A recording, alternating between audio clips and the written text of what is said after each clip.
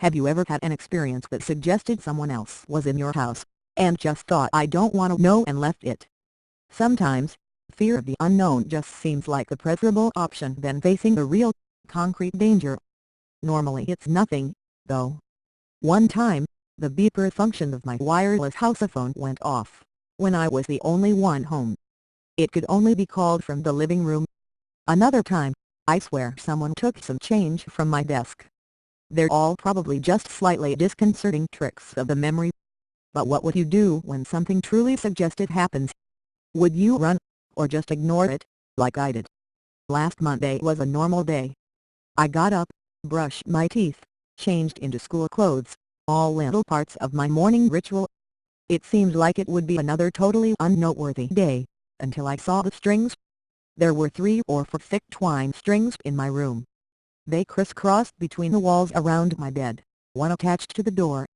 No way would I have missed them before. I should have tripped over them. They were tied to pins in the walls, which had also not existed before 10 seconds ago. Nobody could have been in my room while I was in it, let alone set this up. It was early, and my brain wasn't processing correctly. I simply discredited the sight, untied the strings and left for school, leaving them balled up on my desk. It didn't get any better later. Outside my house there were hundreds of them, tied between houses, around cars, across streets. This had to be some super elaborate prank. One of those hidden camera shows, or a comedy improv blog. They had gotten everyone else to play along too. Passersby were tangled in them, tying them to objects they were walking towards and away from, as if they had been and were continuing to follow the course laid out for them. I nervously continued my journey to school. On the bus, every except me was tied to the door. At school, groups of friends were tied to each other, teachers were tied to their desks and boards. Oddly enough, at this point all I could wonder was why I had been left out.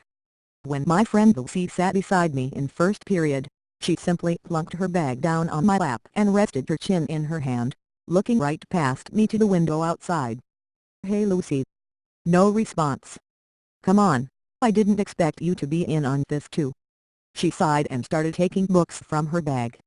All the books were tied to her hands. I grinned, and yanked one of the strings off the book. She didn't seem to notice, instead simply disregarding the book completely, letting it drop to the floor without a moment's hesitation.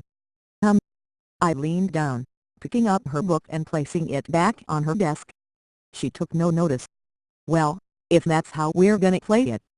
I smiled, trying to look playful, but really just trying to hide my nervousness. I bundled all the strings attached to her together with one hand, then pulled them all free. She blinked, turning to stare at me. "Holy crap, Martin. You're like an ninja or something." "I've been sitting here for maybe 10 minutes." I smiled again, relieved my friend had finally noticed me.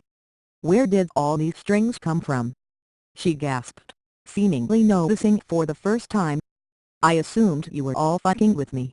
She stood up, backing into a corner. "No one else in the class noticed. They weren't here just a minute ago. Do you see them too?" Her tone made it clear she was genuinely scared. "No. Didn't you?" I was interrupted by my teacher slamming the door behind her.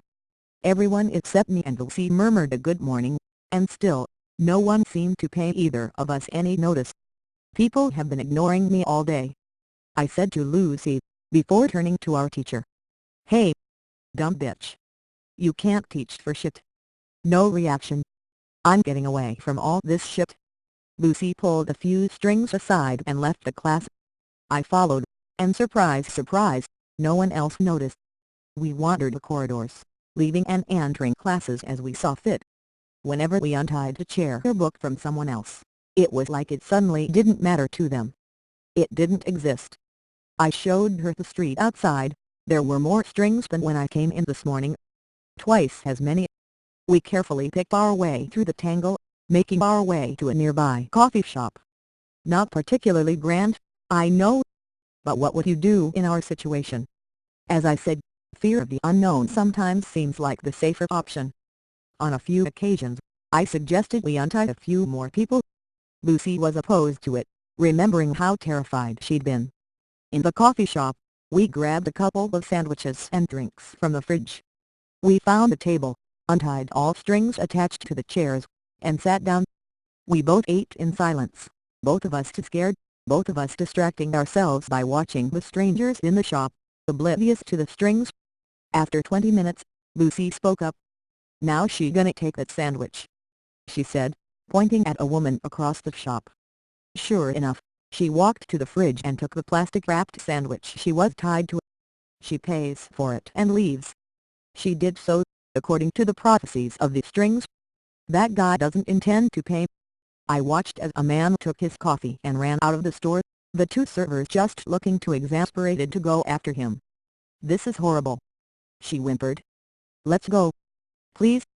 Outside wasn't much better. Everyone just followed the strings' instructions, going about their daily lives. Lucy announced she was going home to sleep this off, and I agreed to walk her home. She only lived 10 minutes away. Away from the busier part of town there were fewer strings. It was nicer. We could pretend it wasn't happening. When we turned onto Lucy's street, she stopped, her mouth falling open. "What now?" I broke the silence, my voice sounding surprisingly small. "Look."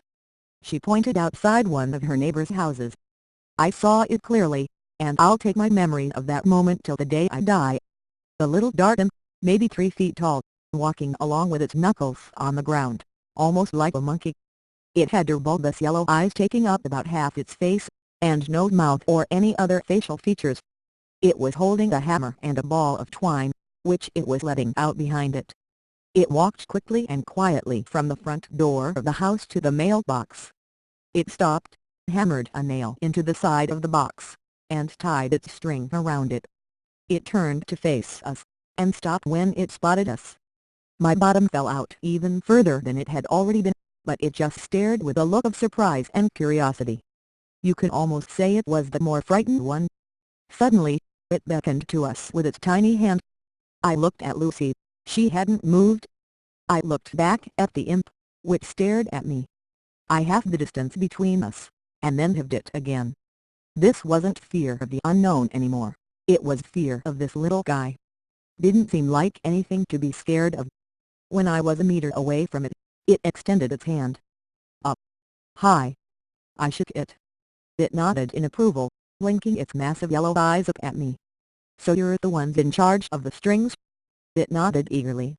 I called Lucy over, but she stayed where she was. "There are more of you." Another nod. I wanted to ask it so many questions, about what it was and where it came from, but it seemed for now I was stuck with only yes or no questions. "Do we even have free will?" It just looked at me, almost sadly. I immediately felt sick to my stomach, and couldn't bear looking at the little monster anymore. I grabbed Lucy, who had been listening to our exchange, and now sat on the curb with her head in her hands. "Come on." We entered her house, and I made her a cup of tea. When I found her in the living room, she had untied her dog and was curled up with it, crying. I set the tea down and sat beside her. "I'm so scared," she whispered after a good 10 minutes of sobbing. I didn't answer. I couldn't. "I'm going to sleep," she mumbled suddenly, and was under within the minute. Sleep was starting to sound pretty good all of a sudden. My eyelids suddenly felt like they were being weighed down. I collapsed to the rug, and the last thing I heard before I fell asleep was the scurrying of several sets of little feet nearby. I felt much better the next day, as if the whole affair had been a dream. I'd probably have believed that if I hadn't been awoken by Lucy's mother that morning, wondering what I was doing sleeping over without permission or something. Over breakfast, Lucy asked me why I looked so pale and nervous. I turned to her and smiled, mumbling something to her about feeling sick. But the truth was, I was scared because I couldn't see any strings, and was wondering whether my actions were truly my own.